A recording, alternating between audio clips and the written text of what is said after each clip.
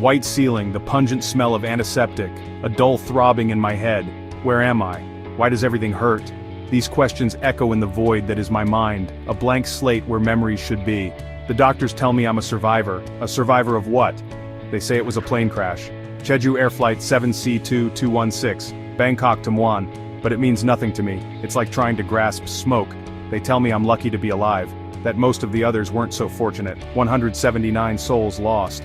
A number that carries no weight, no emotional resonance. Not yet anyway. How can I mourn what I don't remember?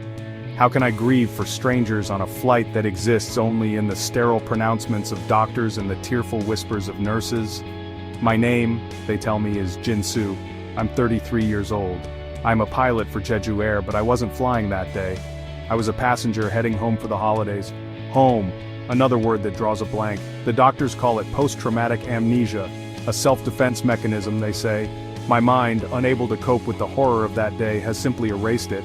But what terrifies me most is not the forgetting, it's the possibility of remembering, of those blank spaces suddenly filling with the unimaginable terror of those final moments.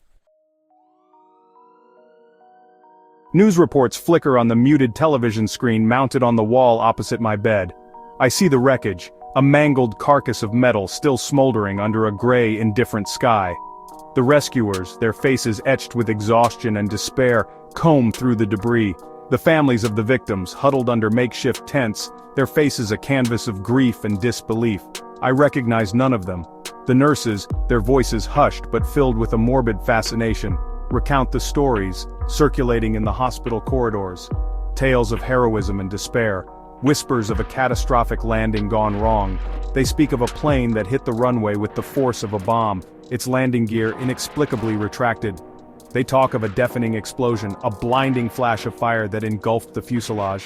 One nurse, a kind-faced woman with eyes that hold too much sadness for her age, tells me about the two survivors pulled from the wreckage. One was me. The other, a young flight attendant, remains unconscious, clinging precariously to life.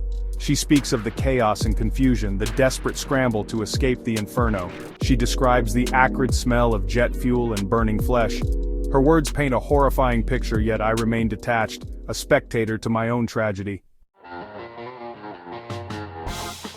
The investigators arrive with their clipboards and their solemn expressions. They ask me questions I can't answer, about the moments leading up to the crash, about anything I might remember. But there's nothing. They speak of potential causes, a bird strike, a mechanical failure, pilot error. Each possibility a knife twist in the gut of my forgotten fear. They tell me the black boxes have been recovered, their secrets yet to be unlocked. They assure me that they will find answers, that they will get to the bottom of what happened. But their words ring hollow. What comfort are answers when the questions themselves are lost in the fog of my amnesia? The days blur together, a monotonous cycle of doctors' visits, therapy sessions, and the endless drone of the television, replaying the tragedy in an infinite loop.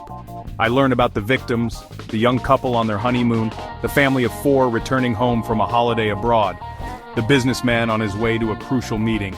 Their faces, frozen in time on the screen, stare back at me with a haunting familiarity, even though I know I have never seen them before.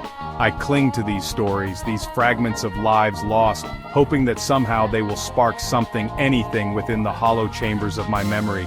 But the void remains, a gaping wound in my soul. The doctors are cautiously optimistic. They tell me that my memory may return in time, or it may not. I am learning to live with the uncertainty, to navigate the world with a mind that feels both familiar and alien. The guilt is a constant companion. Why me? Why was I spared when so many others perished? There are no easy answers, only the slow, arduous process of healing and acceptance. They say that time heals all wounds, but some wounds I suspect never truly heal.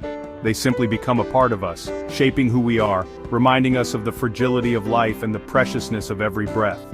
I may never remember the crash, but I will never forget the victims. Their stories, pieced together from news reports and conversations with their loved ones, have become a part of my own story. I am learning to embrace the future, even as I grapple with the ghosts of the past. The road to recovery is long and arduous, but I am determined to walk it, one step at a time, for myself, for those who were lost, and for the hope that someday, somehow, I will find peace amidst the ashes of tragedy.